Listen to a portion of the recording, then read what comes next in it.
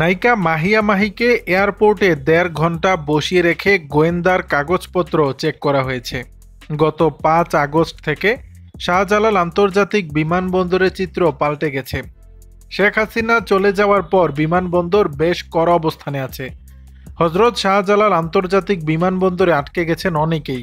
কেউ সেনাবাহিনীর হাতে সোপর্দ হয়েছেন, কেউ বা ফিরে গেছেন বাসায়। চিত্রনায়িকা মাহিয়া মাহি চলতি সপ্তাহে গিয়েছিলেন এয়ারপোর্টে। ১.৫ ঘন্টা অপেক্ষায় রেখে বিশেষ খোঁজ চলেছে নথিপত্রে। বিভিন্ন গোয়েন্দা সংস্থার রিপোর্টে তার নাম আছে কিনা তা খতিয়ে দেখা হয়েছে বলে জানা যায়। বিষয়টি জানিয়েছেন মাহিয়া মাহি।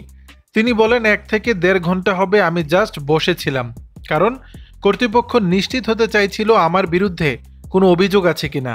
ডিজিএফআই, এনএসআই সহ বিভিন্ন গোয়েন্দা সংস্থার রিপোর্ট ভালোভাবে চেক করার পরই ফ্লাই করতে পেরেছি। মাহি একদিনের জন্য গিয়েছিলেন দেশের বাইরে, পরে ফিরে এসেছেন। দর্শক, বিষয়টি নিয়ে আপনাদের মতামত জানাবেন নিচের কমেন্ট বক্সে।